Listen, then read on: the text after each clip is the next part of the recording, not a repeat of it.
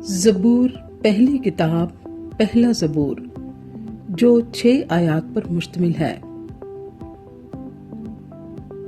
मुबारक है वो आदमी जो शरीरों की सलाह पर नहीं चलता और खताकारों की राह में खड़ा नहीं होता और ठट्ठाबाजों की मजलिस में नहीं बैठता, बल्कि खुदावंद की शरीयत में उसकी खुशनुदी है और उसी की शरीयत पर दिन रात उसका ध्यान रहता है।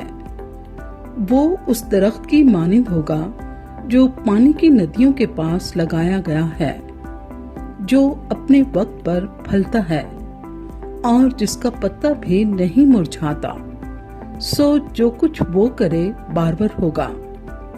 शरीर ऐसे नहीं, बल्कि वो भूसे की मानिंद हैं जिसे हवा उड़ा ले जाती है।